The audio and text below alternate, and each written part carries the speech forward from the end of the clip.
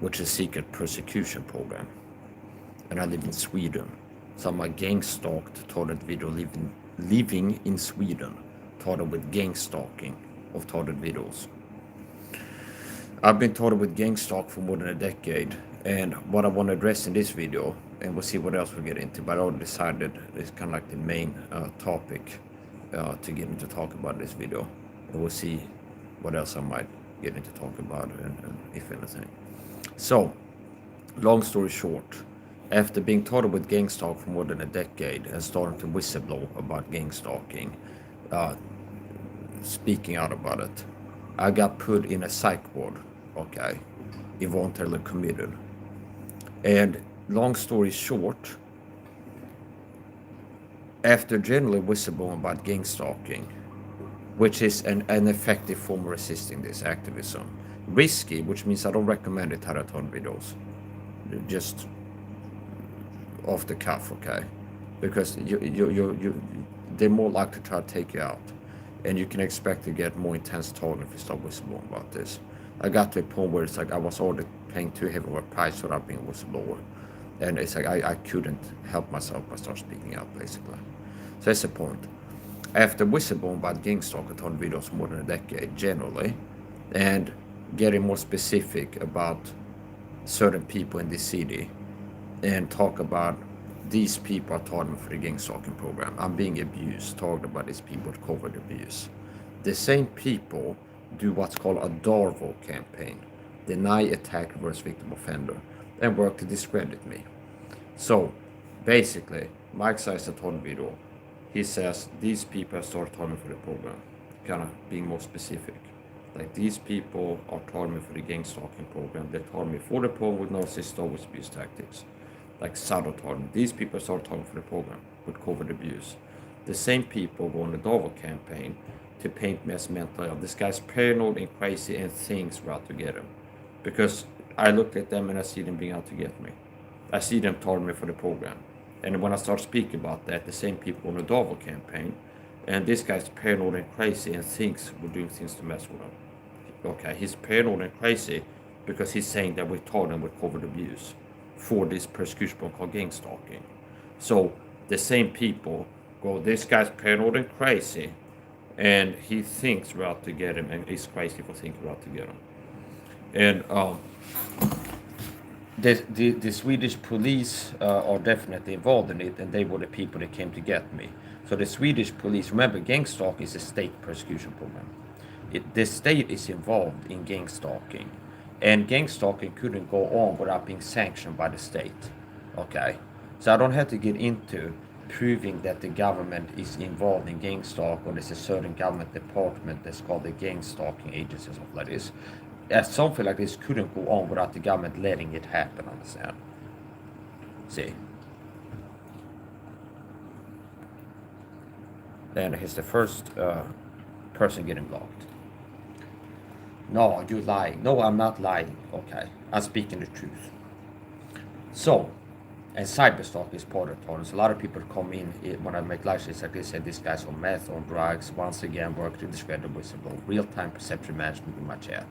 It's like, if I make videos, especially certain topics, speaking the truth about how I'm targeted, or certain topics that they are touchy, there's cyberstalkers to show up.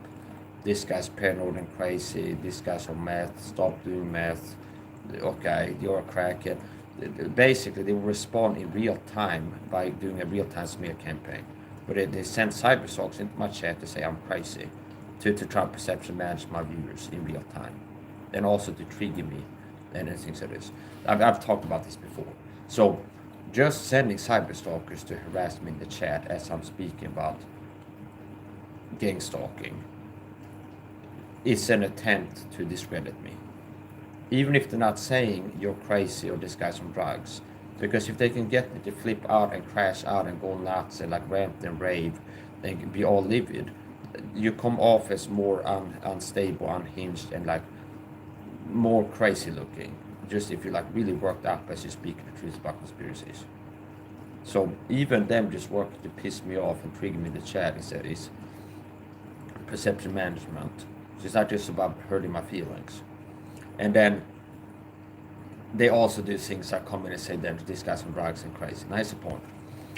I've been taught for more than a decade with gang stalking, and of course I'm being shadow banned. I got 0 views live right now. Okay, of course I'm being shadow banned on YouTube because I'm talking about sensitive issues.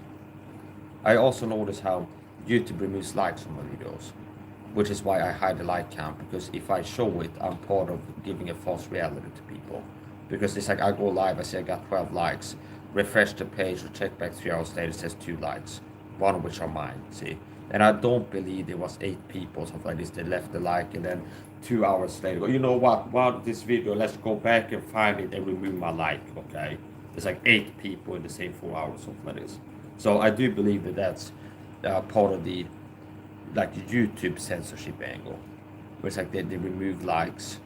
And here's another thing on the topic of shadow banning, like work to limit my growth. I do believe that they unsubscribe people from me. Meaning, let's say 10 people click subscribe, maybe one of them stick. Okay. So anyway, that's the point. I'm a targeted video whistleblower, a Christian target state persecution. I'm a Christian targeted target gang stalking in Sweden, which is a state program. Okay. State sanctioned, it has state involvement. And after whistleblowing, generally, for many years, and to talk about certain like specific people, like these people started talking for the problem with COVID abuse. The same people go on a Dava campaign, deny attack against victim offender, and work to paint me as crazy because I'm saying that the talking with COVID abuse. And they end up, the SWAT team shows up, that's called being swatted, and I end up leaving in cuffs and being put in the psychward. And this is very interesting. Is I can make hay off of this until the cows come home, because there's like clear lies and it's so many things that show like ill, malicious intent. If I look at the records from the doctor that signed off this guy needs to be in a psych ward, to what the cops have been saying about me and everything else, and the LSS caregiving staff. It's like if I have access to the records, and they've said a lot of things about me that they can't prove because they never happen, understand? And it's like it shows malicious intent. It shows an intention to paint me as bad and crazy.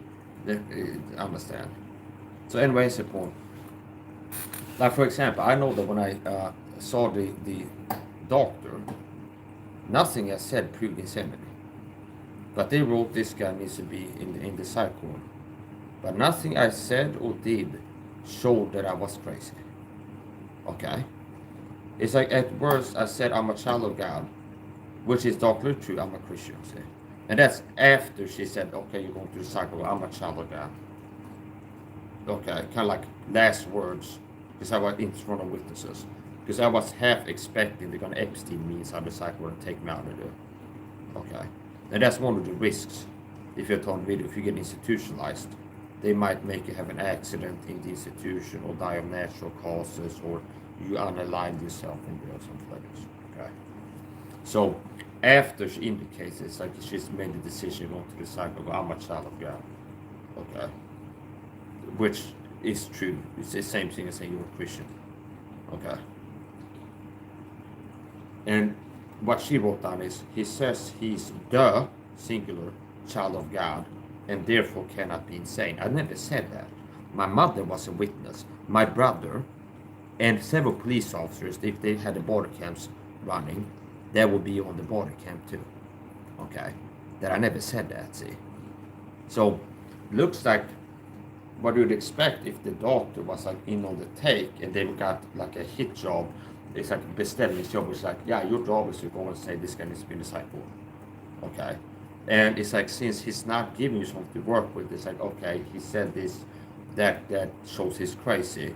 It's like you have to take things and rest them and twist things and be like, it's like strange things like he's got unkempt hair and holes in his socks and dirty pants or something like this. It's like, so if you're like a bachelor guy with autism, and if it was even true that you look kind of unkempt, it's like, do you need to be in a psych ward? What difference does that make? Okay, is it like, is it something like he's got poop smeared in his face like war paint, and a bag of urine in his pocket or something like this? No. Okay. But it's like, and it's like I had a baseball hat before handing myself over to the cop. So if you take it off, like, you see, I just got unkempt hair, holes in his sock, and dirty pants. And I went and looked at the live stream they had running before leaving the apartment. I don't see any dirt on my pants, okay? So it's almost like she's like clutching at straws to be able to say that I'm crazy to send me off to the psychward. Okay?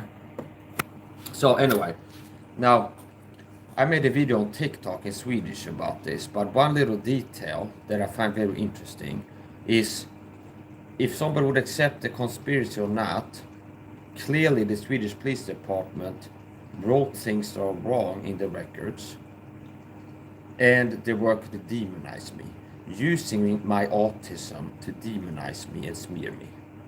Okay? There's I FOIA requested any and all information I can get from the police department regarding the event, like the night where I got involved with the computer. And I've been looking at them, and it's very triggering. So it's like, look at my records and stuff. It's like, it's triggering, okay? I mean, I have not self-awareness, I know this, like, I have to look at it, but it gets me, like, really worked up, okay? So here's the point. There's like a log, when like before I hand myself over, and there's like units being called, and they're laying siege to my house, and they're writing things. There's a part of the logs that says, now here's what I want to tell first. I have autism, diagnosed with autism, ASD1, usually called Asperger's, autism 1, Asperger's. I have sensitivities which commonly correlate with autism, which means I have a sensitivity to bright lights and loud noises, okay? Which is why you see me wearing earplugs and sunglasses in a lot of my videos. And the social office knows that I have sensitivities. The caregiving firm know that. Anybody that knows me knows that. My sister, my mom, anybody that's been subscribed to me on TikTok or YouTube for more than a week would know that.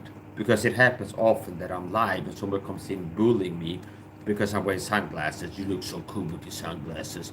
You take off the glass, you look like a freak or something like this. Or like, why do you wear sunglasses indoors?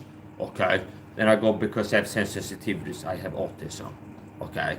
So it's like frequently happens that people come asking if I'm live anywhere, why I wear sunglasses. It's like, here we go again. Because I got sensitivities due to my autism.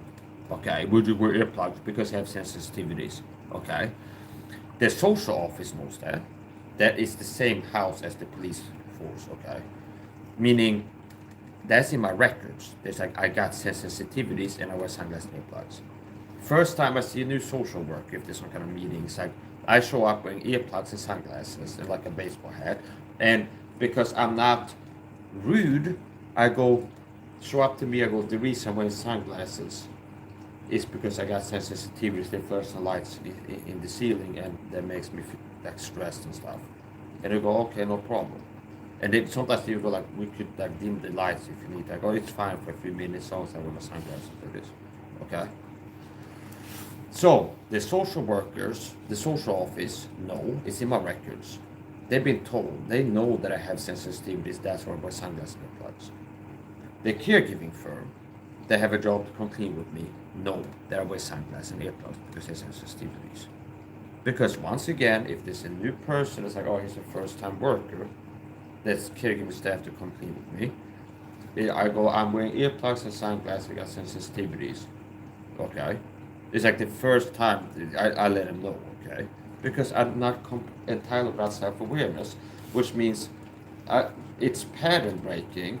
A person who's neurodivergent and has special needs might have special equipment to cater to their special needs, okay? See? And rather than being a person who's a toxic autistic, if anybody's believing like bending over backwards, it's me, you understand? It's not like, rather than being a person who has a caregiver yourself showing up, you like, speak at a loud volume. When in here, you have to whisper, because I got sensitivities. And I had all the lights turned off, so you had to work in the dark, because I got sensitivities. No, it's like I take responsibility to put sunglasses on and earplugs, and not be like you have to augment your behavior to speak super low because I'm sensitive to loud noise or something like this. No, it's like I wear earplugs, okay? And then if they ask me, I can hear it go, could you repeat that, okay? See? So, the caregiving staff know, they've been briefed that I have sensitivities. They know I wear sunglasses, earplugs, with sensitivities. The social workers know that. The police force know that because it's happened. They show up and they use an excuse for pulling me over and harassing me. We'll pull you over because you dress differently. You got sunglasses on. And I go, it's because of sensitivities. And as far as I know, I think they have to like write down a log after they pull somebody over, and if they check the ID or something, there should be something like, okay. So for sure, the police department can't claim ignorance after so many times on camera showing up asking about my sunglasses, and I'm telling them I wear sunglasses because I've got autism and sensitivity. So the police force have been told, Nyköpingspolisen, Oxelösund, they've been told several times after pull me over, I wear sunglasses because I'm autistic and sensitivities. Okay? I live in a cold apartment. This is a cold apartment. And I end up wearing a winter coat inside. Okay? Overdressing. Right now I have an electrical radiator in my bedroom. Before that, I felt like I put on my jacket. That's the point. In my records, it looks like the police are trying to paint me, demonize me, vilify me, and use my disabilities and disability aids to paint me as like a bad guy, okay, to demonize me. Because they write, he's wearing a winter coat to make tasers not work, and he's wearing sunglasses to make pepper spray not work. Okay, which means when they're outside laying siege and possibly work towards breaching and getting in here, they're writing about me that the guy is known to, if he opens the door, he's got sunglasses and a coat on to keep tasers and pepper spray from working. That's very interesting. And it doesn't say it's being claimed or suspected or anything like this. Softly stated. It's not like somebody said or it's been claimed or it is suspected or possibly. No. He wears this for this reason. Okay. Which is not the truth. I guess now, if the police would show up and it'd be the same thing, somebody, maybe if I talk about the new caregiving staff, I would say, yeah, they started to target me too, and they called this guy's paranoid crazy and we targeted him. He's paranoid, and the same thing happened. Maybe then they write in the logs, he wears earplugs to keep stun grenades from working. See? To paint me as a threat, and how this guy who's always wearing earplugs with his autism sensitivities, it's like if the cops show up, and we might have to justify use of force that's of the lethal type, something like this. It's like, well, he was dressed in a way to make non-lethal weapons not that effective for that purpose. He's wearing earplugs to keep stun grenades from working. Okay. Do you understand how bizarre that is? And it looks like the police department is trying to paint me as a greater threat than I am and use my autistic disability aids to paint me as a threat, see? So they're using my autism disability aids to paint me as like the thing that I used to cope with my autism, they use that to paint me as dangerous and bad and aggressive somehow. See, he wears sunglasses to keep pepper spray from working. Okay. He wears a winter coat to keep tasers from working. So, I do believe that the Swedish police have tried to murder me before, assassinate me before. So I'm a Christian, persecuted Christian, taught by the state, taught with a secret persecution program, and after becoming a whistleblower, working to get the word about this, I've got a more and more intense targeting, and I've been institutionalized, and put in a psychward, which is one of the risks. Abusive systems of control will always work and seek to discredit whistleblowers. Okay? Which means I'm whistleblower about state persecution, gang stalking. And the same state police force work to paint me as like a threat, and as I said this.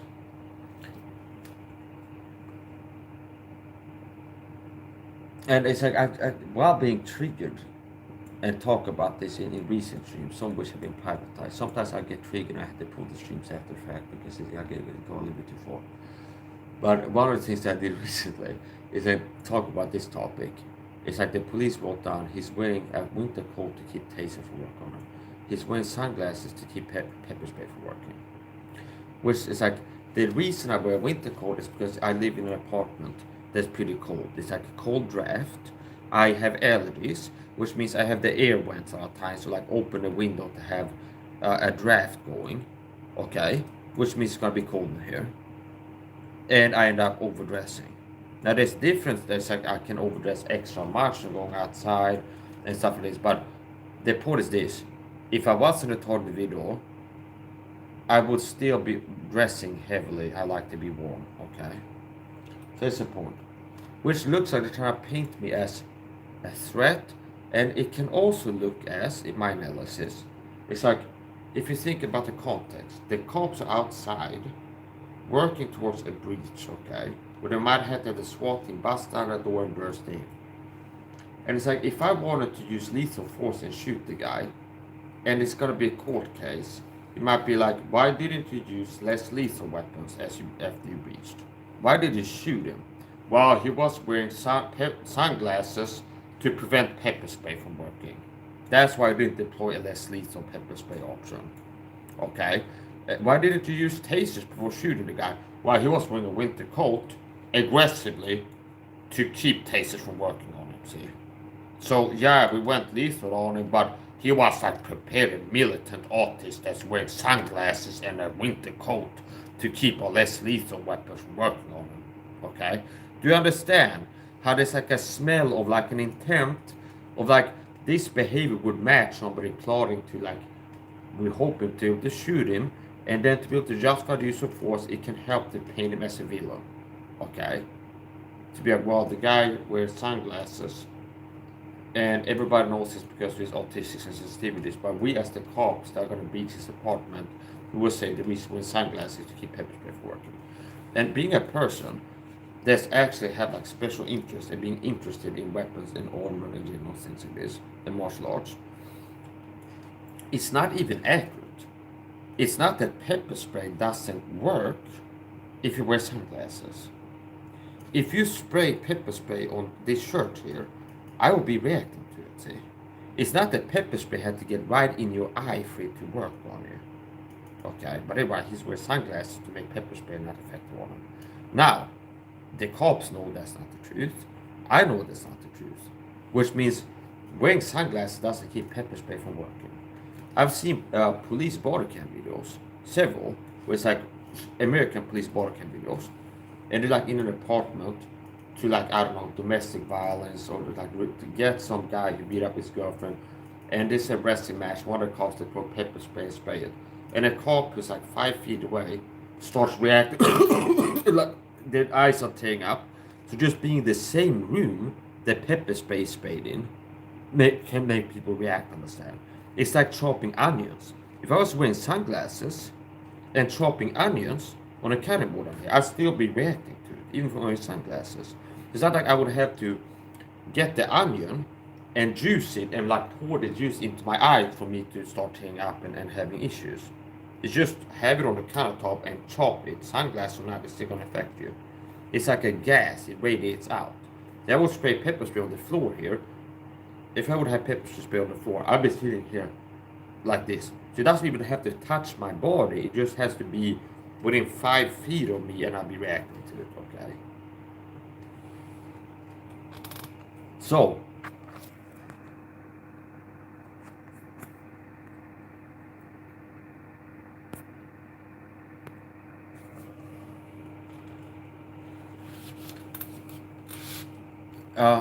I might lose my life over this. I might end up being murdered by the program. They tried to murder me before. I made a video about that recently. I've been told physically. They tried to make me have accidents. I do believe that the Swedish police tried to murder me, take me out plus liability. Why do I say that? Because, and I have this on video, where I'm outside walking in our rail stream doing activism, whistleblowing about gang stalking in our rail stream. And there's a car that pulls up next to me, grayish with tinted windows, stop abruptly, door swing open, and 2 men move towards me. And what I believe is that was I realized after the fact that they were police, plainclothes police officers, like undercovers, okay, so-called. What I believe is they were trying to provoke a reaction in me, trying to get me to think I'm being attacked, get me to freak out and like pull a weapon or do something that would justify them pulling the service weapons and shooting on the spot. So I do believe they were trying to keep me from realizing that it was cops, trying to trigger me, provoke a reaction that would justify them using lethal force. I think they were trying to bait and provoke me to like freak out so that they could shoot me. That's what I believe. And part of the context, which is kind of like, it doesn't help, and here's the point, I don't have to paint myself as a little angel that's never done something wrong. It's like abuse is abuse, understand? So, I have been convicted of carrying weapons concealed before, okay? Meaning knives, okay? On several occasions. Now that's years ago. I stopped doing that. So there's a reason, like if I look at my criminal records, it'd be like a few times this period of life, and then it's like 6+ years of not one time being caught with a knife on me, okay? So it's like there's certain things. Anyway, so the police that know that I'm a guy that's been caught with knives on me in public before pull up on me in a way where it's as if they're trying to make me think I'm being pulled up on and attacked by people. And they're doing it to a guy that's a YouTube channel. This is part of context, where I've been live streaming, saying I won't be surprised. They try to take me out covertly for the gang stalking, government gang stalking program. I wouldn't be surprised if at some point it's like they go loud on me and send hitmen to pull up on me when I'm outside or something. They say shoot me or something like this. Okay? And I've also talked about CPTSD and like having struggled with like being hyper-venous on outside, being talked about the programs and this. So, guy who told the video has said in his videos that he is half expecting the program they could send people to pull up on him to take him out outside in public, and has been caught carrying a knife concealed on him by the Swedish police department before. That's who the Swedish police department pull up on. In a way that's like, if you look at like how to, like if you want to make somebody think they're being pulled up on by people who are not cops, that's how you do it, okay? Tint the window car, pull up on the guy, stop quick, the door swing open, 2 men move towards you. That's like how you do it if you want the person to think like, wow, I'm being pulled up on, I'm gonna get attacked here by people who are not cops, okay? So is it possible that they were hoping, thinking that I might have a knife on me, pull up on me away, where I'm gonna freak out and think I'm being pulled up on like by people who are not cops. Like I'm being attacked. They say, there's a car pulls up, 2 guys come at me, they're gonna attack me here. Okay? They like pull a knife and then they pull a gun, bang, bang, bang, bang, bang, bang. Okay, be like, yeah, Your Honor, we approached him and the car was behind us. We couldn't retreat. We were too close to him, so we pulled our guns to shot him. We were too close to retreat, and he was too close for us to be able to shout commands and tell him to drop it before shooting him or something like this. Understand? So, I'm not told in the video, and it's cost me a lot to speak out about this. Meaning, I come close to dying from this. And I've been institutionalized. And that was a trauma too. I'm not gonna lie to you. Meaning, I was having like waiting for other shoe to drop effectively. It was like, they're gonna murder me here. So it's like it's like, how are they gonna do it? It's gonna be a psychward inmate plant. It's been told like, if I'm not paying attention, I'm like, Do you understand? It's like I'm looking the other way. Somebody's been told to like run up and shank me in the neck, or would be that the staff that are in on it will put poison in my food, or would it put the tranquilizer on me, then hang me up from the ceiling, like, yeah, we found him hanging from the roof like this, he did it to himself. Do you understand? So I was having that where it's like, this is it. When I got put in a psych ward, I was like, yeah, I think they might take me out of here. This is my bid. And I got to a point where I made peace with it, some amount of peace. I understand? Okay. But here's the point. I kind of not resigned to my fate, but made peace with this might be the end of my life. Okay. And I wasn't panicking there. I wasn't free, and they probably had hope for that. In like the public relation ritual, with like sadistic components to gang stalking. It was like, if you have a period in time when the target gets to you, sleep deprived, you're like in the corner, like, oh, okay, they'd be like reminding of that for years or something like this.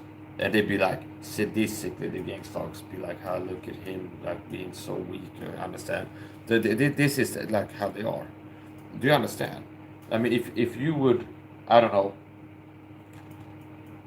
slip and fall on your ass in the winter, they program with for months after and be like, oh, you fell on your ass, we're sitting there eating popcorn, laughing at you.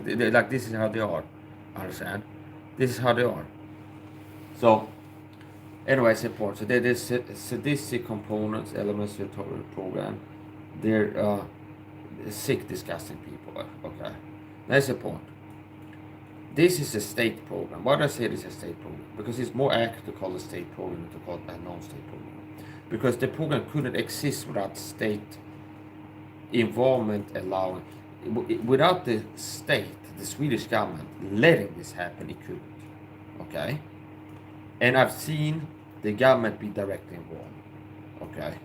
So, is the average Joe in the neighborhood who's not in on the targeting, is like, is he responsible for the targeting? Not directly, no. But the state that knows about it does not work to stop it when their job is to stop crimes and bad things happening. That in of itself is like they're responsible for it. So even if it was like the state was super involved, even if the state didn't have a big percentage of like involvement, it's like the government is a driving force behind it. Just them knowing about this and not stopping it, they are responsible because the government are the ones that have the job to keep bad things from happening in society, like people being stalked and harassed and murdered and things like this that happen in gang stalking. So I didn't start speaking out about this and then get targeted. I was targeted and it was escalating over time until it got to a point where I've come close to dying before starting to speak out on YouTube and other places about this, or public. I mean, I came close to dying from the target. I got to the point where it's like, I've came close to dying from this.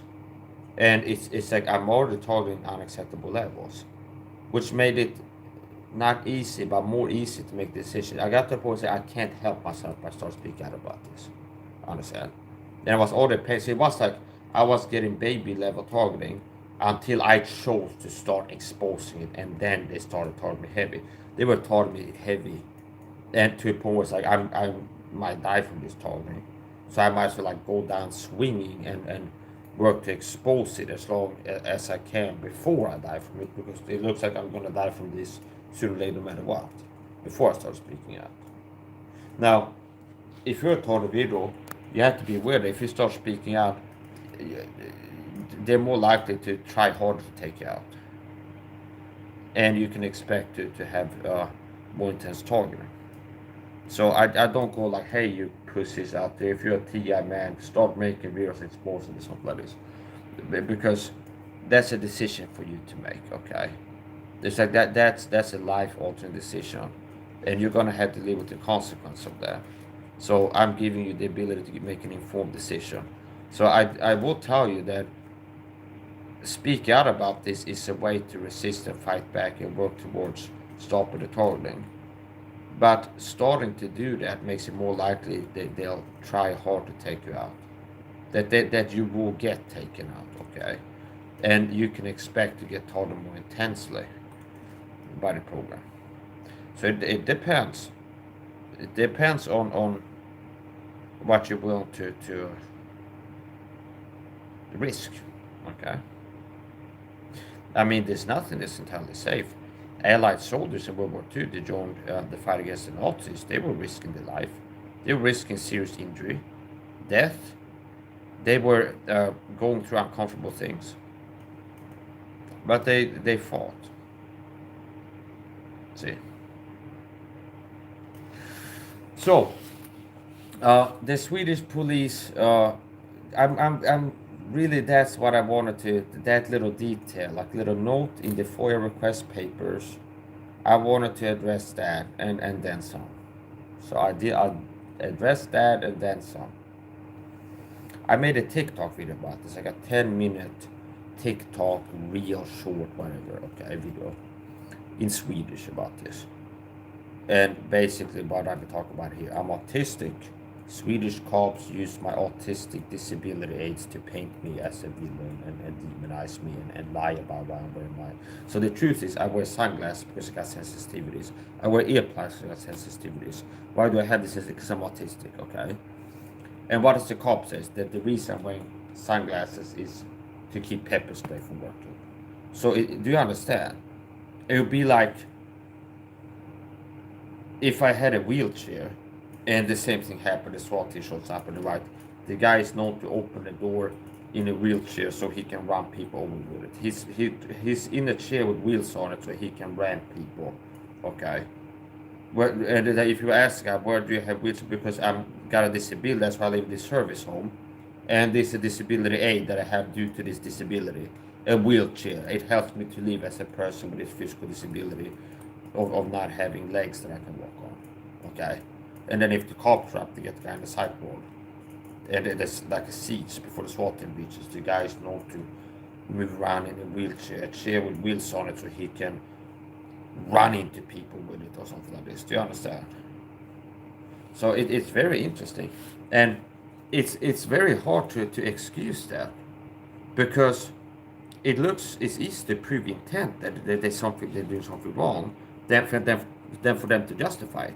Because I've been in the government building talking to psychology, social workers, and it's like to plan. It's like, yeah, you got the caregiving thing, and we're gonna talk about what type of help you need by the caregiving firm, so we can like outsource and contract. Like this guy with disabilities having a caregiving firm, this is the type of stuff he might need help with. Okay, and then I show up on a meeting with sunglasses, and I go and say I'm wearing sunglasses because I got sensitivities. And that's almost like a social script where it's become second nature. Where it's like if I talk to a psychologist or in a situation, I go like, yeah, if I'm going to a family dinner or Christmas and there's somebody there that doesn't know me, I go, it's like I'm wearing sunglasses because I got sensitivity to bright lights. Because it's like the person doesn't know that, and I'm not looking to come off as if I'm being rude by wearing sunglasses and earplugs. And they might be like this kind of weird, it's pattern break. It's not often you see so much people with sunglasses and like earplugs indoors. So you should just go let them know why. I understand. I don't have toxic shame about it. I advocate for. I don't have toxic shame about it. Understand? I don't have like, oh, I'm ashamed of my disability. So it's easy for me to just let people know. Now I don't have a responsibility to inform everybody, because if I wasn't autistic, I was just a guy that likes to wear sunglasses for style reasons, I would have every right to. See? It's like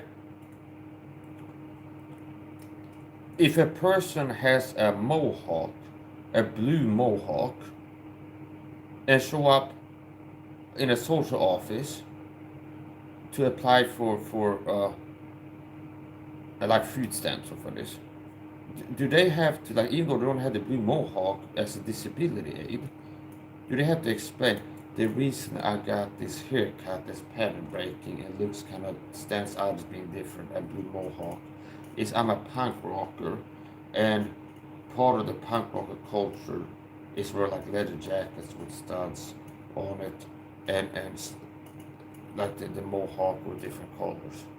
Do you have to explain yourself and excuse you being a human being with individual needs and preferences and taste in clothing or something like this?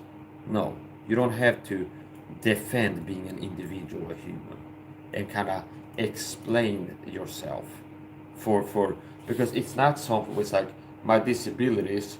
I have an emotional support air horn, okay, and I go around and pump, okay, and then it's like, yeah, I need to explain this to you before I start like honking this horn, okay, and it's like 120 decibels.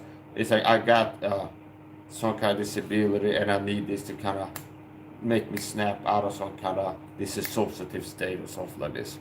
And I need the air horn to kind of shock my system and like snap back to reality or something like this. No, it's not that type of thing. It's not something that kind of infringes upon other people. It's not. It's a disability aid that is making noise or doing something that messes with other people. It's like if they think, well, I kind of, do you understand? I don't have to explain that. Okay. It's not even like something. It's like some people have a disability, got like PTSD or some kind of trauma, and they got an emotional support dog, and they go into a restaurant. There might be people in the restaurant that are allergic to dogs. Okay, it's not that type of thing. There's nobody's allergic to sunglasses, and it's not that the sunglasses are beaming light into another person's eyes that can make them feel bad or something like this. It might be like they think that it's kind of strange or something. It'd be like they don't like the style. Okay. So no, here's the point. So I get physical pain by not wearing sunglasses. Do people get physical pain by seeing a person wearing sunglasses? No. Okay. See. So I'm not joking. Sensitivities, higher tier sensitivity level, this is an actual pain signal. Meaning there's different degrees of sensitivities. Some people can have like you call subclinical, like to a level where they're not aware of it. They have a sensitivity that's to a level where they're not aware of it. Okay. And then other higher tier is like it actually gives you a pain signal to be exposed to certain types, intensities of light. Okay. And I've done a good job decreasing my sensitivities, which now a lot of times I'm actually not wearing sunglasses when live on camera because I've decreased my sensitivities. Now, here's the point too. If there are fluorescents on in the ceiling, I wouldn't be sitting here without sunglasses. So it depends on not just the luminous frames, but the type, okay? And fluorescent lights and LEDs are the worst ones. So, the Swedish police apprehended me. So basically, long story short, I'm a persecuted Christian. I taught a bit with gang stalking. And I'm taught by the Swedish state, directly and by proxy. And the Swedish state came to put me in a psychward after whistleblowing about being taught with persecution. Okay. And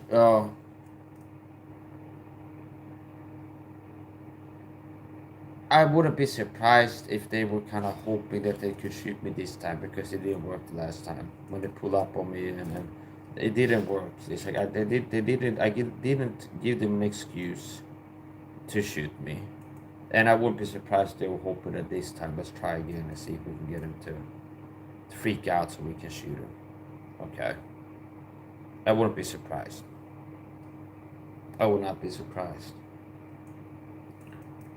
And I once again, I want you to know, if I die within a decade, I got murdered by the program, understand? I don't care what to tell you. Meaning, if I go to an institution and die and they did murder me, I don't care if they told it was natural causes, they told I had an accident, they told I unalived myself, they told an inmate attacked me for this, which they were put up to do it, that the program used a proxy to attack me. If I get mugged downtown and shot, it's like that was a hit where they make that happen to be able to take me out with lost my ability. Do you understand? So General rule of thumb, if I die within a decade, you can count on that my death having been caused by the deep sea persecution program. And I don't care. Even if it would be something that they were trying to make happen, even if it was like a heart attack by a CIA heart attack gun, or like being food poisoned when it's intended to give you a heart attack, it's like if I would die naturally by just a heart attack, I wouldn't have gotten the heart attack if it hadn't been for 10 plus years of stress and being poisoned and harassed daily by the program, understand? See? So even if you'd be like, they didn't try to make me have a heart attack today and I had a heart attack, most likely I wouldn't have had a heart attack if it had been for a program work that stressed me out and taught my finances and my body directly, my health for years and years and years. Okay? Like a program work to give you stress you out 24/7. And then intermittently target you directly physically. Nice point. I've been told a wide array of ways by the program. What are some ways? Attempts to make me have accidents from outside, cause accidents. Food poisoning, being sprayed with chemicals when out in public. Purposeful medical mistreatment. Meaning go to a dentist pokes a hole in my tooth, gives me a tooth infection, resulting in a tooth infection. And why do I believe? Because first of all, do my research and have an experience. Talk to receptionists receive purpose incorrect medical treatment. I'm talking about that for years. This told me to Cersetson to a large extent. Similar to the Cersetson part the Stasi had. And I have experienced bad treatment by like hospital staff because it's the state targeting. They have plans every like 1 or 3 people as a Stasi agent. If I go to a psych ward, there's going to be at least one psychiatry nurse or doctor in there that's going to be like an agent, like a Stasi agent, like a gang stalker, a person who's already sometimes gets told to do things. Okay. If I go to a hospital, they're gonna have at least one nurse or doctor in the hospital. At normal hospital as opposed to psych hospital, they're gonna have at least one nurse or doctor that is an agent. If I go to a school, I would start like go to university, you're gonna have at least one teacher, and do you understand? So here's it too. The dentist was doing direct conversation when I was in the chair before poking and holding my tooth. And it's like kind of like a lot of times it's like you've been desensitized to it. Where it's like, yeah, same old, using trigger words for them. It's like just don't react to it and wait, like leave here and then maybe I can. Do you understand? So here's the point.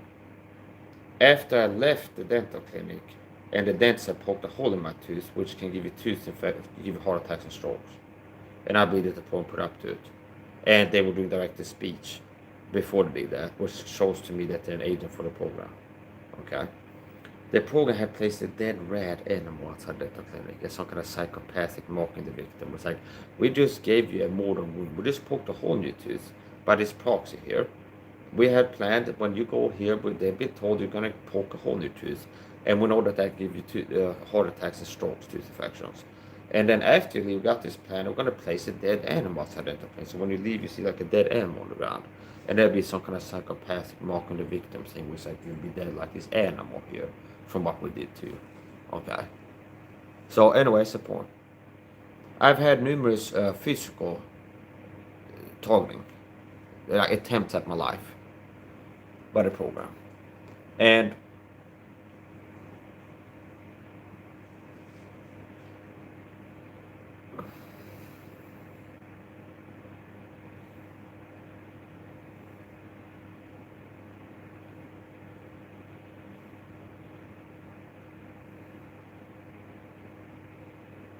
I've also been pulled over in public for being autistic, basically, is what it boils down to. Harassed when you're extra vulnerable to harassment because of your autism.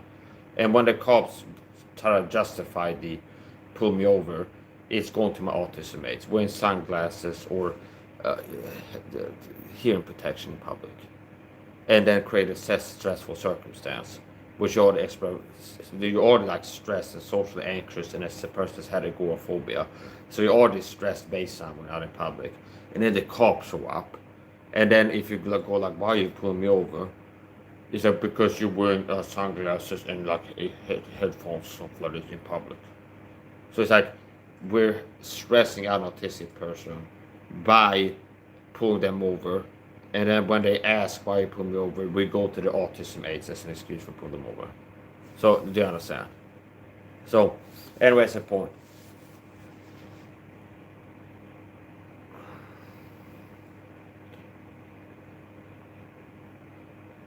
Yeah, so the Swedish police, I do believe they tried to murder me before by pulling me over with that unmarked police car, trying to provoke a reaction, is what I believe, so that they could pull their weapons and shoot me. And here's the point too. It's like I'm a real human being. I'm a Christian boy. I'm being persecuted. I'm not perception oriented focused. I'm reality fact centered, which means if I'm gonna speak the truth, which is needful to speak, talk about gang stalking, and explain and like use terminology, I'm gonna explain, but it's covert abuse, okay? I was covertly abused. I'm gonna talk about how I was apprehended, put in a psychward. Well, I was talking about being covertly abused by people, and when I start telling people about the covert abuse, the same people that I was saying were covertly abusing me, go on a Darwin campaign and go discuss paranoid crisis, go messing with them. It's like, yeah, I'm aware that that might make me sound weak. Be like, oh, you're being abused. I'm being abused. It's like, and that's like what haters will say. Oh, you must be bullied. You're being bullied. You're being abused. Okay, as if like it makes it sound. Now, here's the point. I'm not as much perception centered as reality centered. So, if I am the victim of a crime, do you understand? If the cops come and it's like I talk about, yeah, the cops tried yesterday because a neighbor called the cops because I pushed him. But what he did before that was push me. So I was the victim in the situation of an assault and responded by pushing him back. Now, I'm being technical. I'm explaining the dynamic perp. It's like initiator of aggression, responded to aggression. Victim of a crime, perpetrator of a crime. The person did a crime to me. I was not the one doing the crime. I was the one that the crime was. Oh, you're a victim, see? You're a victim of state abuse and persecution. And then if you use these terms, it might give some people the impression, oh, it's being a victim and being bullied and abused, as if I don't care, understand? The issue is what the reality is, not perception, okay? So a lot of people in this world, and especially the ones that are more successful, people are more narcissistic and manipulative and more image centered and more like how does this appear than just being a person that is focused on accurately laying facts. Okay, here's what's going on, here's who I am. I'm like this is what I've been going through. Rather like how do I want people to see me like this. So say this, okay? Do you understand? Most people are that are public figures, ministries, even they're more perception oriented, like image oriented. With this world was narcissism. Okay, so the more narcissistic somebody is, the more false self image they put in from the world and work to maintain that. That's typically who grows in this world.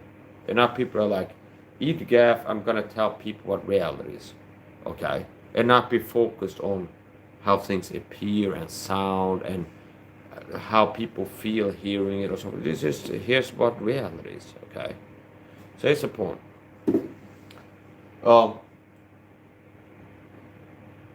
Yeah, so here's the point.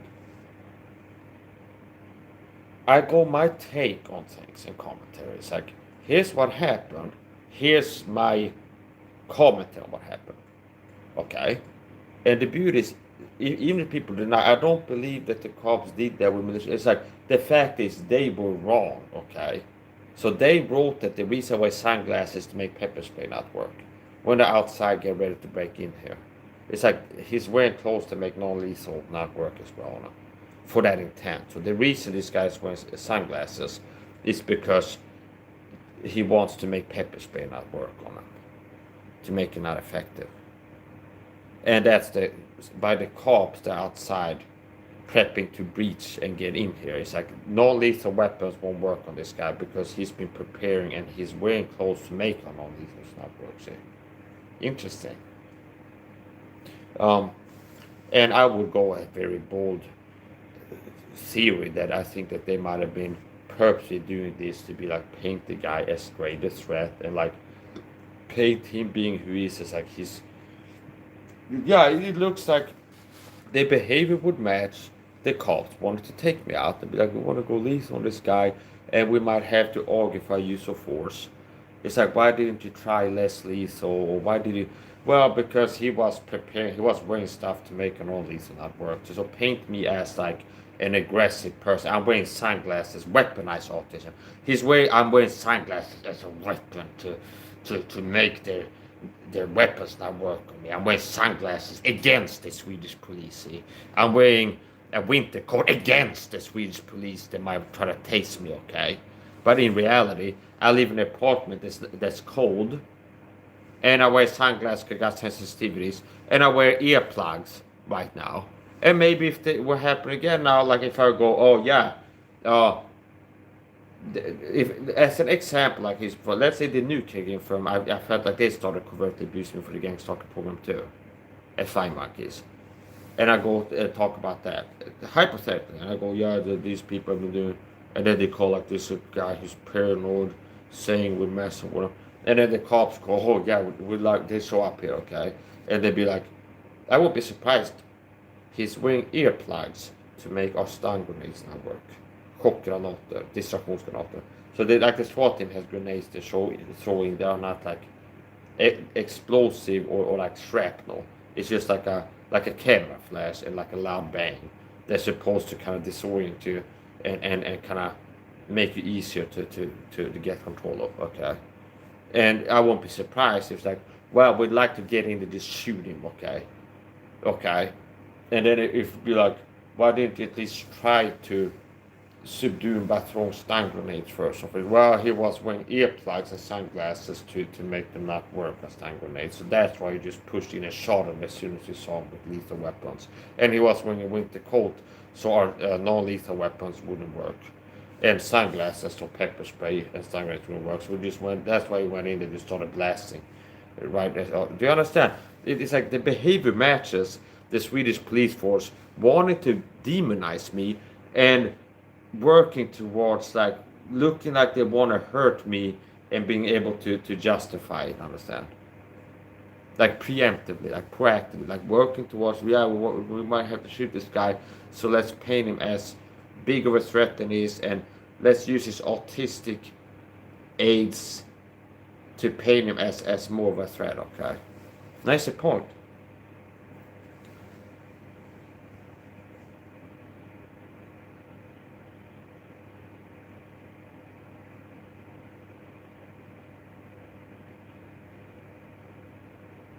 And I wouldn't be surprised if that's why like cyber stalkers on top of regular run-of-the-mill haters have been using the talk about my sunglasses as a harassment theme.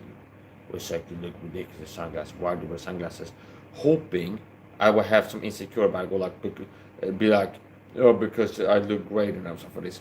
Rather be like, because I have autism. Do you understand? So if you get bullied and people are like, oh, you got sunglasses, it's like, you're less likely to be like exposed to vulnerability. Yeah, I have this disability. That's why I wear the sunglasses that you already bullied me for. So here's more. I'm autistic, is why I wear the sunglasses that you already bullied me for having sunglasses. And here's the thing: bullying doesn't mean that I'm weak. Understand? It's like I'm not a person being told with bullying because I'm like, oh, this guy's smaller than the average person, bigger of a pussy, and more harmless and easy to mess around. He's physically weaker, shorter, or something like the average man. No, as a matter of fact, I'm one of the worst people to be living with and bully.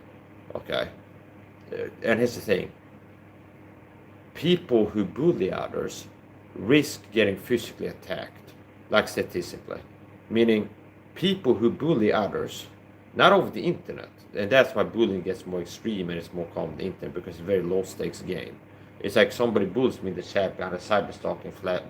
If somebody is live on YouTube and people start bullying them, what they risk the immediate consequence, the same 90 seconds, is somebody click a button hide you from channel, and it's like you lose your ability to write more comments unless you switch to your alt account and go back to harassing the person after you put on a boundary. Oh, I do put on a boundary, don't want to talk to me. I'm switching to another channel and get back to talking to you again. Okay, so here's the point. If you're in the room with somebody bullying them, you risk being physically attacked.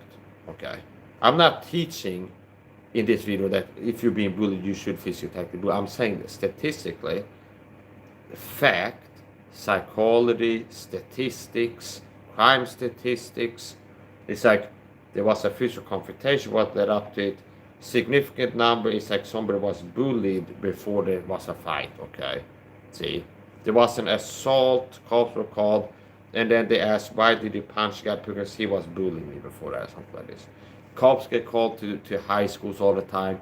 It's like, why did you stab the guy or punch him in the mouth or something like this? Because he was standing around bullying me with his bodies, and I had enough, walked up and punched something like this. Do you understand? It's like statistics, psychology knowledge. If somebody is in the room with another person bullying them, they risk getting physically attacked. Okay? Now, on the internet, it's less risky, because no matter if you deal with a person who's an example of like Christian long-suffering and grace and like overlooking things, okay, and like not a malicious, malevolent, vindictive personality, understand? There's like, of the range of people you might end up bullying on the internet, there's none of them that can just reach after you bully them, like reach over and punch you right after you do something to mess with them. No matter who, understand? So no matter who you're bullying and pick on, a guy Mike Tyson is prime, or I don't know, like a serial killer, or somebody who's like Conor McGregor, it's like no matter, or somebody's not that. It's like no matter who you're doing it to, you're not risking the same minute that you go fuck you bitch off of this. You gotta go fuck you bang and then it's punched in the mouth. It's like there's nobody you do this to that you had the risk of being punched in the mouth right after somebody bullied them. Okay? Which is something that you risk in real life. If you're bullying somebody. So people who bully others risk getting physically attacked by the person they bully. That's a fact. That's a fact. Which brings to my next topic.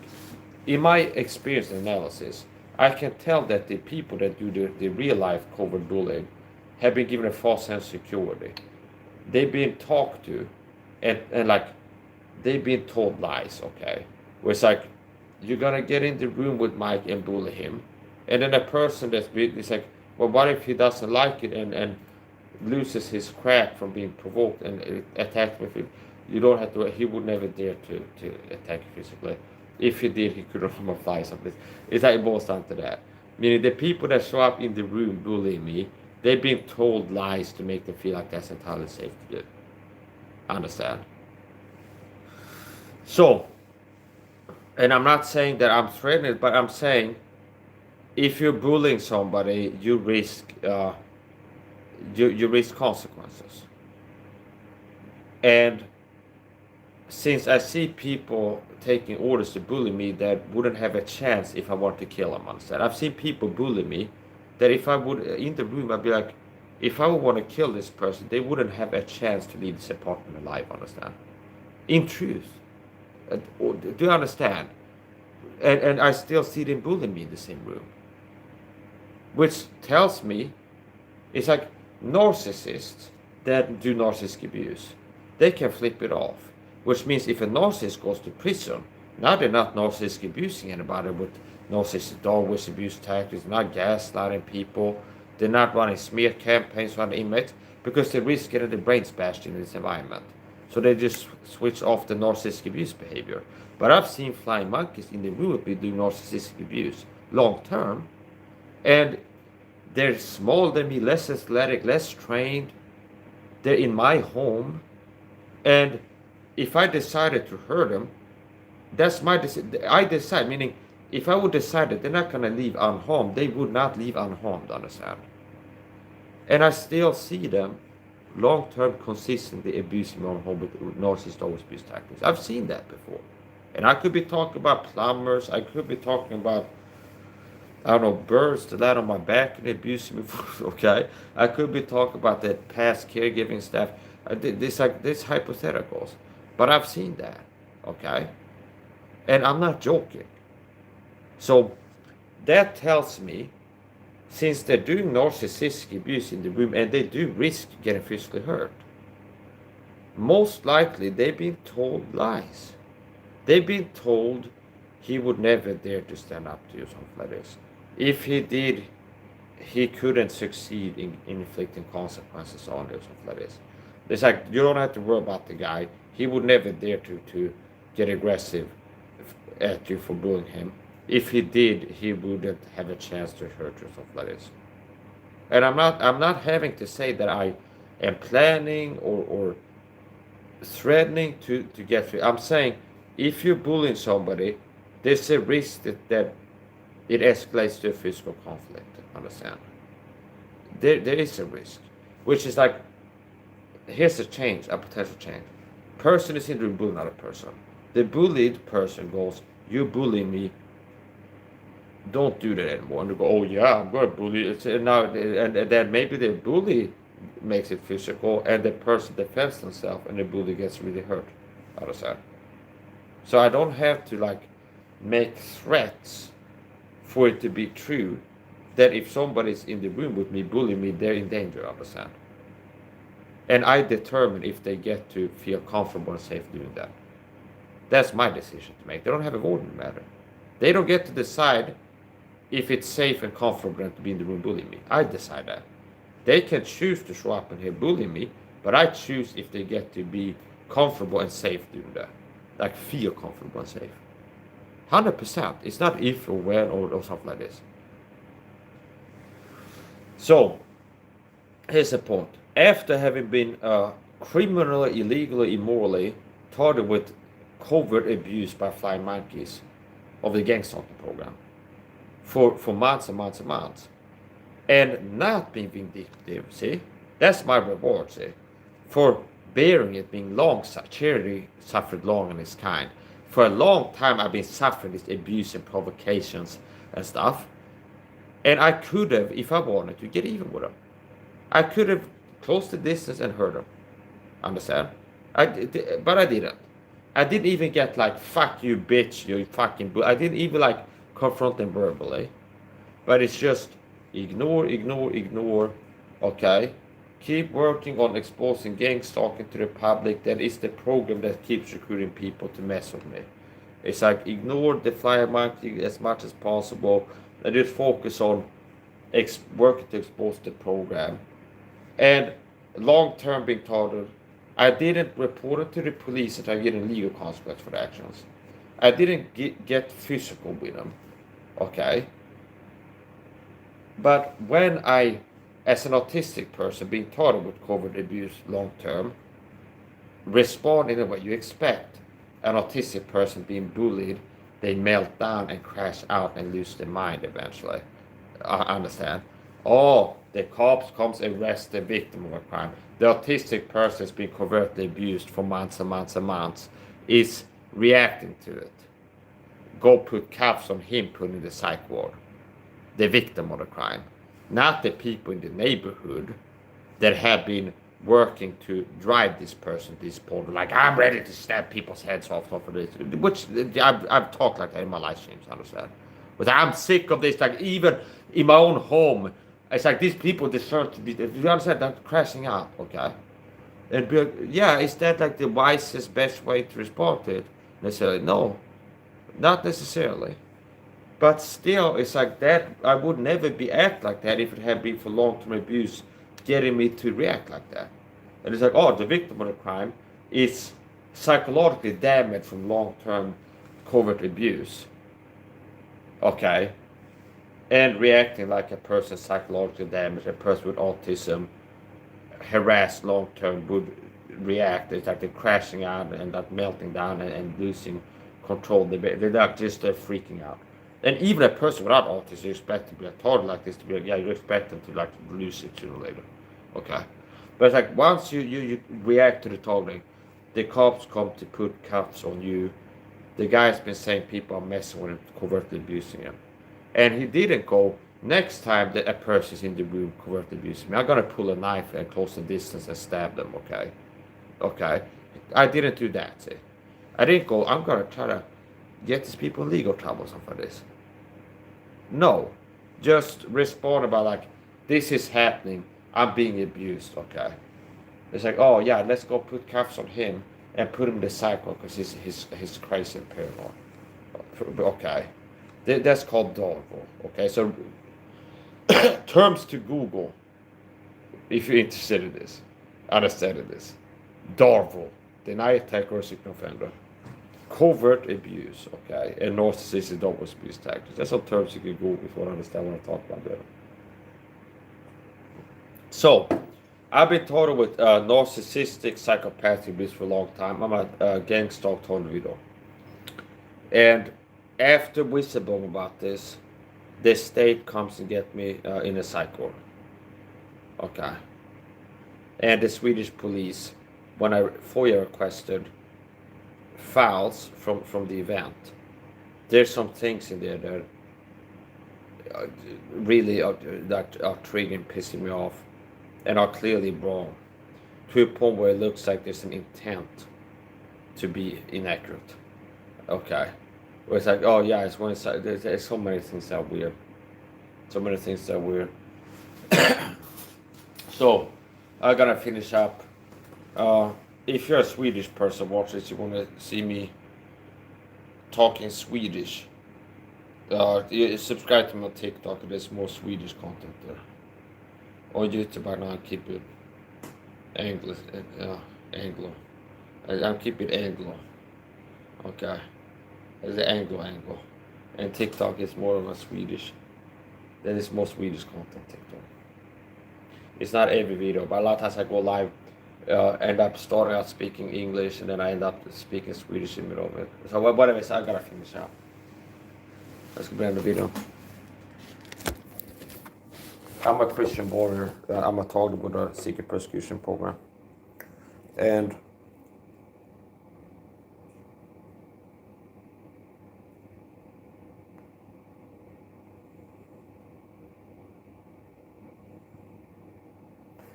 here's the thing too. Being a target of gang stalking, I'm a target of narcissistic psychopathic abuse, which means there's people that are recruited with a smear campaign to target me with narcissistic abuse, covert abuse, so-called narcissistic double abuse tactics, which means narcissistic abuse that's designed to be subtle and still have the impact of narcissistic abuse while remaining undetectable by people in the vicinity. Okay.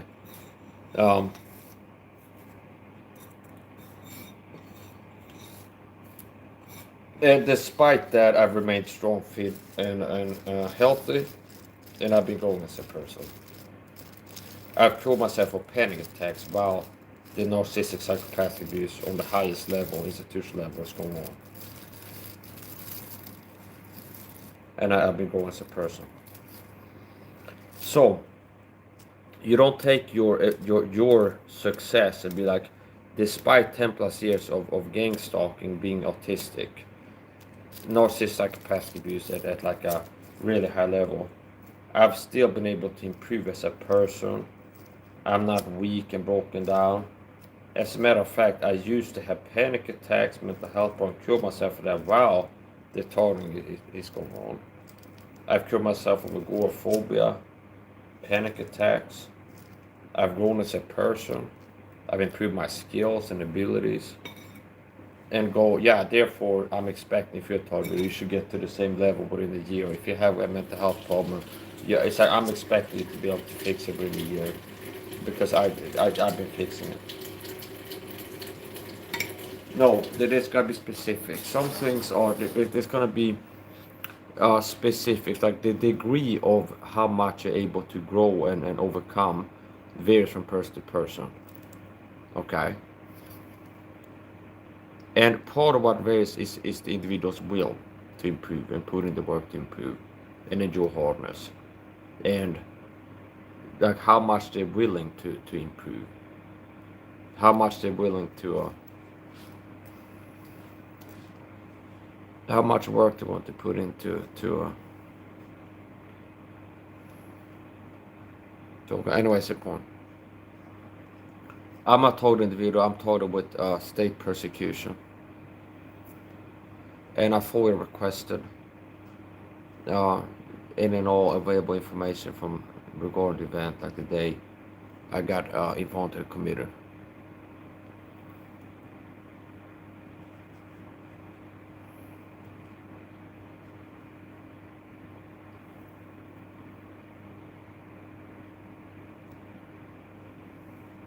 And I wouldn't be surprised if that day too, after the Swedish police force tried to murder me before, in my view, provoke a reaction, hoping I would think I'm being pulled up on by people gonna take me out here, they're not cops, and pull a weapon so they can shoot me on the spot. Like, I believe that's what they're working towards. When that didn't work, like, let's try again. Let's have lay siege to his home and have the SWAT team there, and then hope we can breach and then shoot him. And it looks to me like they were once again trying to make me not know there was cops. And I was being crazy made, meaning the day leading up to that, the program was really working. The day that happened, I was sleep deprived. A lot of times that's when the cops show up. All the years in targeting, it's like if I've been sleep deprived, and it's like let's say early in the morning, it's like, oh, I ran out of tobacco. I need to go to the corner store buy some tobacco, and then I go home, crash out, and fall asleep. And if you're sleep deprived, you're like extra likely to like act out and lose your mind if something stressful happens. It's just like, oh, the cops show up, creating stressful circumstances. A lot of times it's like, so here's the point.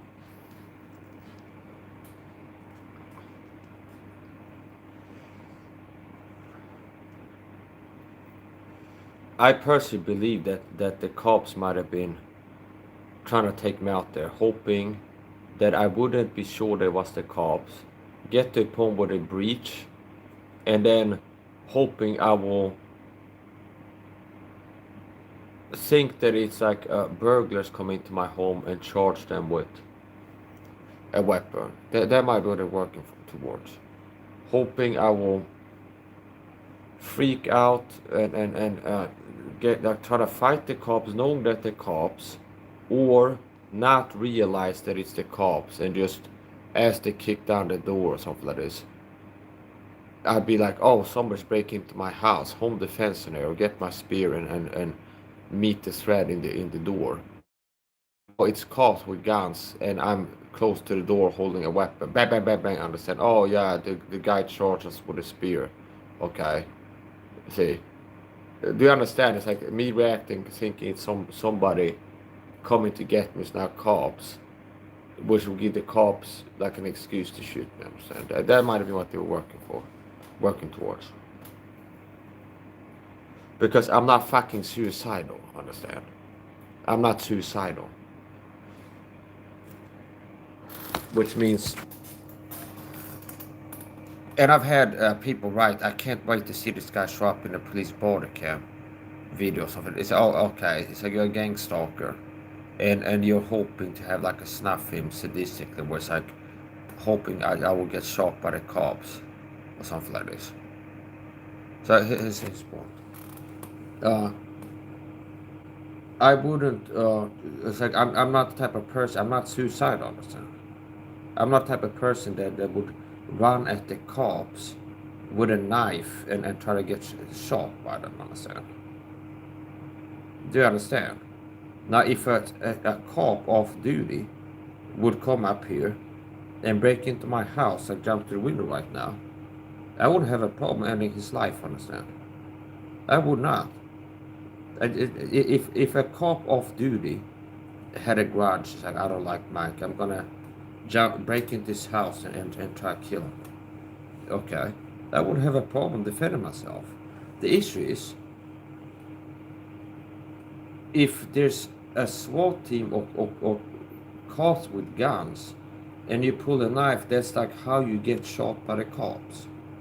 And even if I wanted to kill a cop, pulling a knife on guys with guns is not how to kill a cop, it's how to get killed by the cops, see?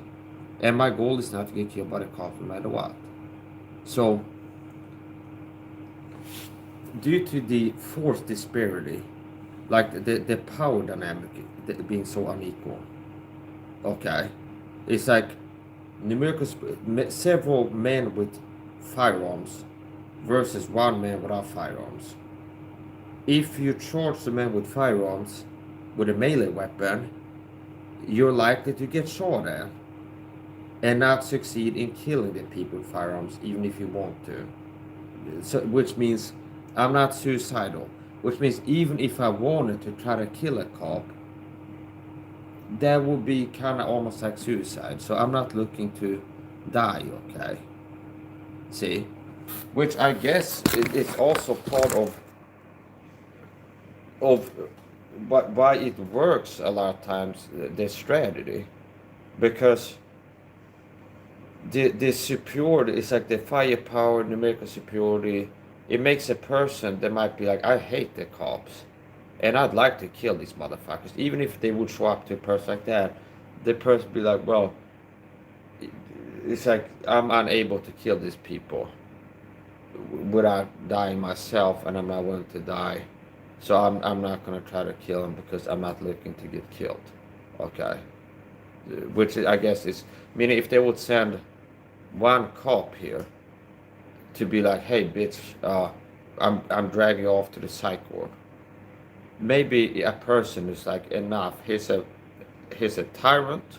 He's a King George redcoat to take my freedom as part of tyranny. And enough is enough. I'm willing to fight this guy to the death for my freedom or something like this. Even a person that would have that attitude, if it would be 6 cops, might be like, well, if I try, it's like, do you understand? So it's the point.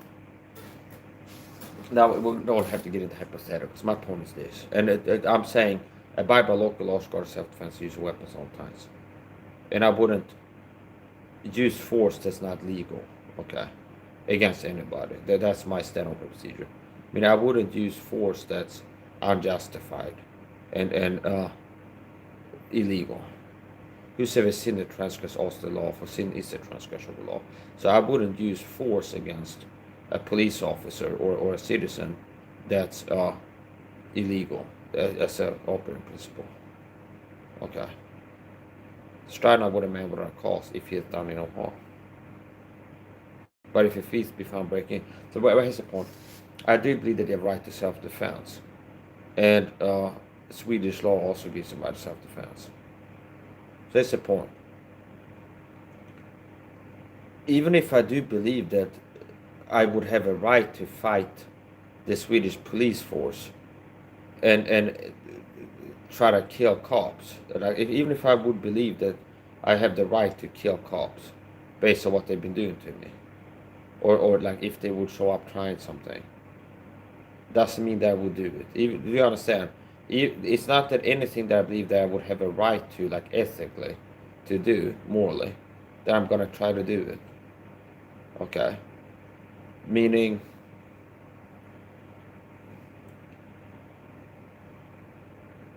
yeah, it's like, it's not that anything I believe I have the right to do, I do it. And it's not that everything that I believe that I have the ability to do, I do it. So that's the point.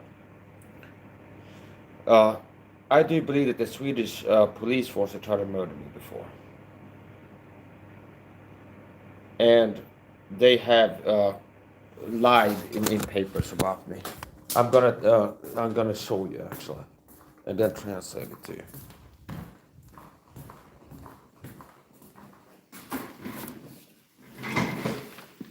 Here we go. Here.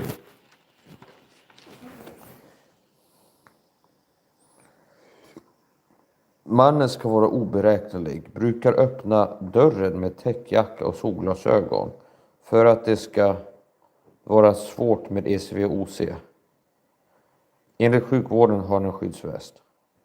Så, inte enligt uppgift, eller det har hävdats, eller det misstänks, eller möjligtvis kan det vara så, utan så här är det, har de skrivit det. Som att det är faktum. The man It is supposed to be unpredictable. Known to open the door wearing a coat and sunglasses to make tasers and pepper spray not effective.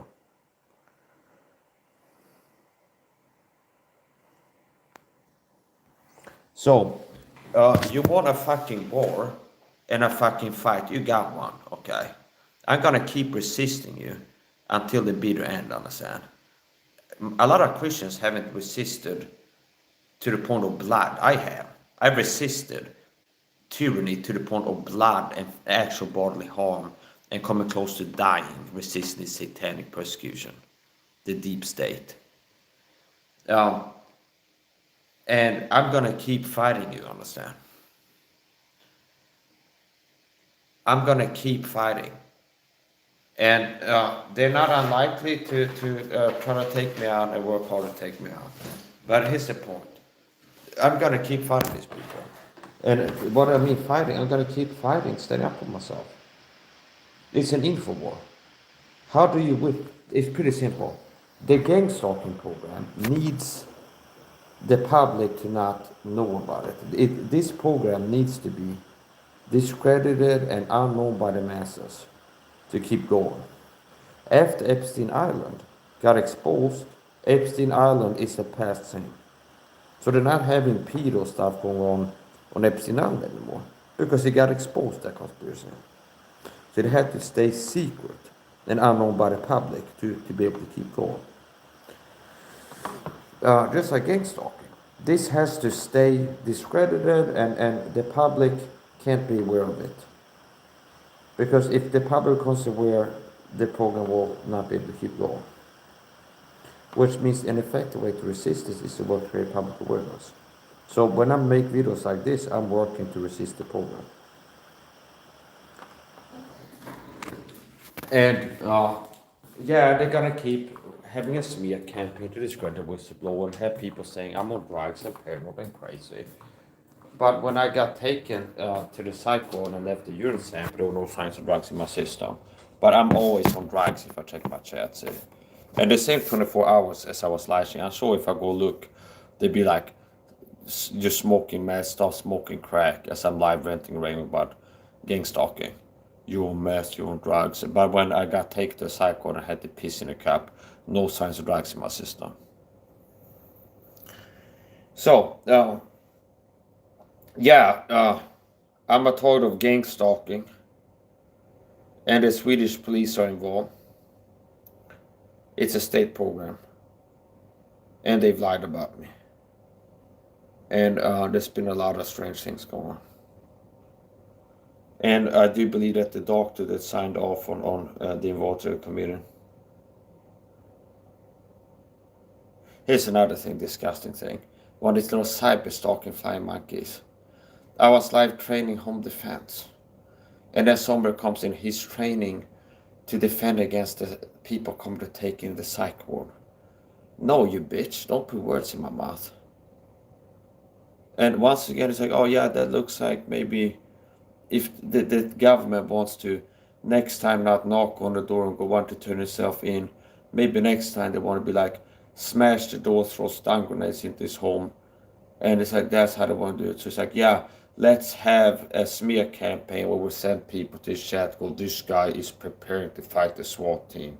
So that's why we need to be more aggressive or something like this. Okay. Now, I've actually made jokes. It's like, oh, okay. Well, I guess if I talk about the Swedish police department, I can go, the Swedish police had a dog here to murder me with it. The Swedish police had helmets so they could headbutt me with the helmet. See, that would be the same thing. That'd be if I had the power to affect public perception of the Swedish police force by talking about how they're abusing autistic people and lying in papers and things like this, which I don't have to do anything to make that be true. But if I want to do what you do and wrest things, I guess I could go, well, just as a matter of fact, yeah, the cops were wearing helmets so they could headbutt me with it. See, it's something that they were to protect themselves, not because of the disability they have, but it's something that they had to protect their bodies. And I go out, the SWAT team was wearing helmets to attack me with, okay? And they were wearing plate care so they could grab my head and smash my head into the breastplate. That's how crazy and paranoid. Notice how you look fucking paranoid. The police department looked paranoid. See? It would be like if I said, yeah, the cops had a dog here to murder me with it, okay? The cops had helmets to protect them. So whatever, it's like they're acting paranoid. So I'm gonna finish up. And you want a war, Swedish police department, we got a fucking war, understand? You want to fight, we got to fight. I'll fight you up to the bitter end. Tyrants. Tyranner. Landsförrädare. Och ni är inte krigare. Jag är en kristen krigare som står upp för mitt land och mina lagstadgade rättigheter. Mina gudagivna rättigheter. Och vad är ni? Ni är små... Ja... Ni är tyrannernas stövlar. Okay? Ni är de som tar order. Riktiga krigare. Som mig. Vi strider mot ondska. Mot vad som är fel. Och står upp för vad som är rätt. Riktiga krigare är inte människor som känner tyranner som SS. Det är Schutzstaffen. SS. Okej. SS var inte hedriga krigare. Det var människor som fick betalt för att göra onda saker. Så ja, enligt min åsikt så är inte de människorna eller svenska polisen hedervärda. Är de inte.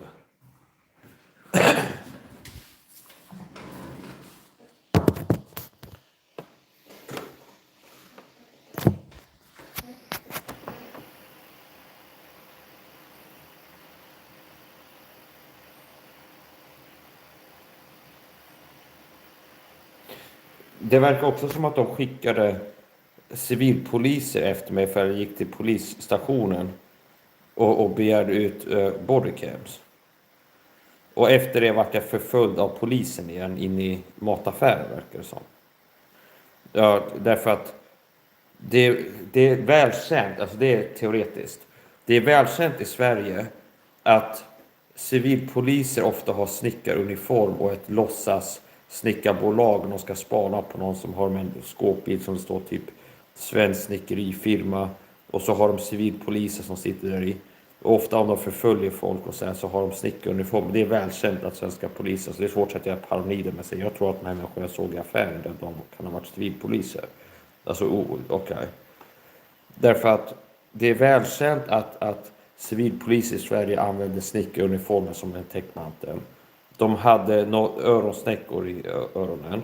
Och från sidan så ser det ut som att han hade på sig en väst. När man ser liksom linjerna under tröjan ser ut som att någon hade på sig en skyddsväst på sig.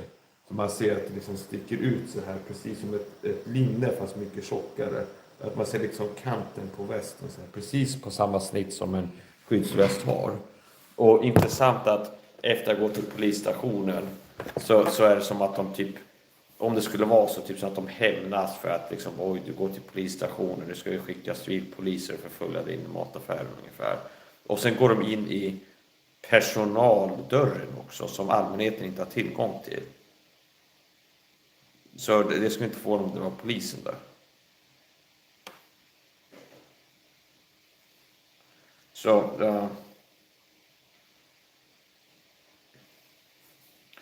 hur tror ni att jag känner att vara runt polisen när jag vet att ni har försökt att mörda mig förut? När jag vet att beväpnade män som ni är har försökt kunna använda era vapen till att döda mig med dem. Och ni jobbar åt en organisation som jag har blivit hotad utav och blivit trakasserad av i flera år. Jag har rätt att se på er som ett hot mot mitt liv och hälsa. Jag har rätt, om jag ser polisen, att känna att nu kanske jag blir attackerad. So there's also people like, oh yeah, Mike. So, yeah, if I get stressed when I see the cops, that's because I've been harassed by the cops. And I've seen the cops trying to murder me before. And I've been threatened by police. Okay. So I have every reason to assume if I see a police car show up that they're there to attack me physically, to try to make me die, based off my experience. And a lot of those experiences are on camera, and I could argue what I'm saying, as I've done. Yeah, I mean, this is why I'm saying that I believe they want to take me out. So I'm gonna keep resisting. I'm gonna keep fighting back, and I have a right to stand up for myself. And I don't have to tolerate abuse. I don't have to tolerate abuse by the Swedish social workers or the Swedish police department or anybody else. And I don't have to tolerate covert abuse by flying monkeys for this gang stalking program. I don't have to accept that. I might make another video and deal with another angle of the targeting.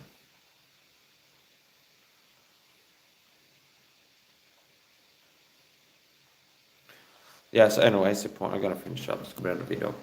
You can whine and cry all you want, and it's like, and I think that you're hating what I'm doing and leaving unlikes and hate the comments on my videos.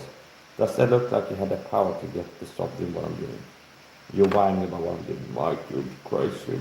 Michael is like, no. I'm gonna keep speaking out and standing up for my guy, giving him the rights. And that's gonna be it.